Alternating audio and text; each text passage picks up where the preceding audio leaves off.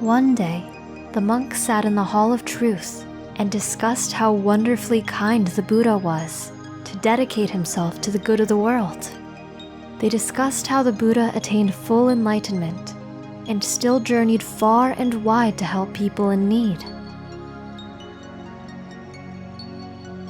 When the Buddha heard what they were discussing, he said, "I, as a Buddha, live for the good of the world.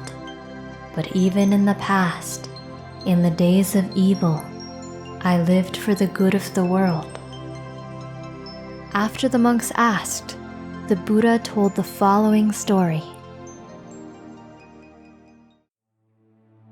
A very long time ago, in the era of the Buddha Kassapa, there reigned a king named Usinara.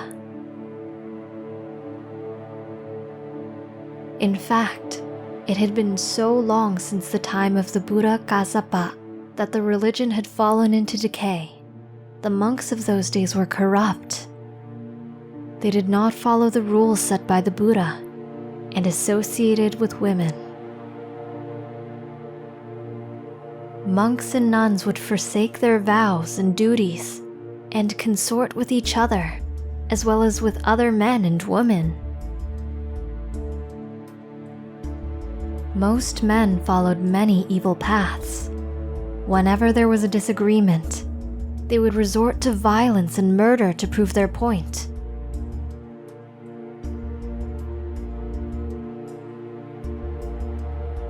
People did not work to earn what they desired. Instead, they just stole it from others.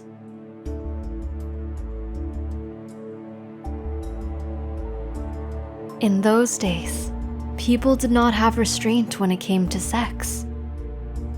They would simply force themselves upon others. Both men and women, young and old, no longer respected their marriages or relationships. Their promises and vows were merely a formality. Each party openly and willfully cheated on each other. Everyone saw infidelity as normal and expected. People had no shame or compassion. They openly yelled, verbally abused, slandered, and criticized others. Lying was normal and expected. For fun, people in those days spent their time becoming intoxicated. They prioritized this over work, responsibilities, personal health, and mental development. The people who lived in that age were immediately reborn in hell after their deaths.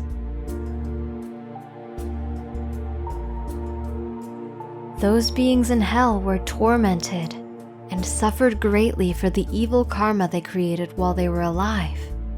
The different realms of hell became ever fuller.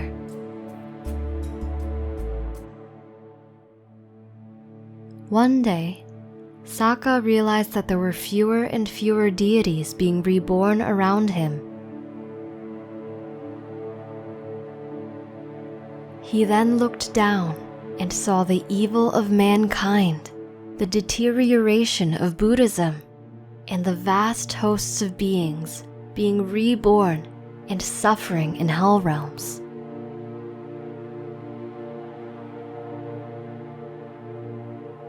Saka then thought, "I have no choice.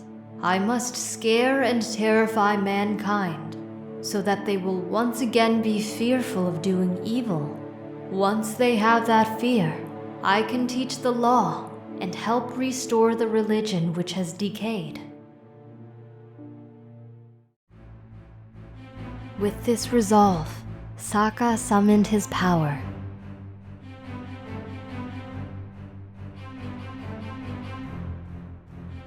Saka then transformed the god Matali into a huge black hound.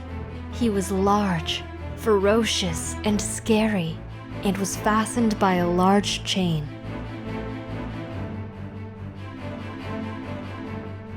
Saka then transformed himself into a gigantic hunter as tall as 30 men. Saka and Matali descended to the great city and proclaimed, "The world is doomed. The world is doomed for destruction." The people quickly reported this to the king. The frightened king quickly commanded that the city gates be closed. However, with a single bound, Saka the huntsman and Matali the giant black hound jumped over the large city walls and entered the city. Saka acted as if he would let the hound loose, and the people ran away in terror. They hid in their houses and closed their doors and windows. The king stepped out onto the terrace and saw the giant huntsman and big black dog. Then, Matali the hound let out an earth-shaking roar, and the king felt his heart drop. The king, barely able to resist his fear, found the courage to shakily ask, "What is it you want, great huntsman? Why is your beast roaring so?" Saka the huntsman proclaimed, "My hound is hungry." "If food is what you want, we have that. Please don't hurt anyone. We will give you all the food we have."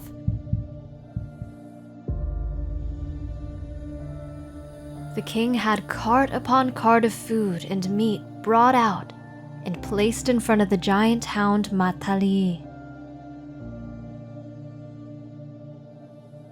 Within an instant, Matali devoured all the food.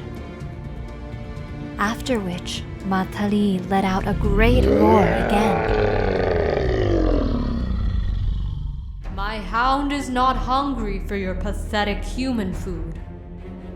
Then, what does your hound want to eat?" "My hound wants to eat the flesh of those who are my enemies." Who are the ones you consider your enemies?" What did you learn from this story? We hope you enjoyed the video. Click like if you did, and click subscribe if you want to see our uploads.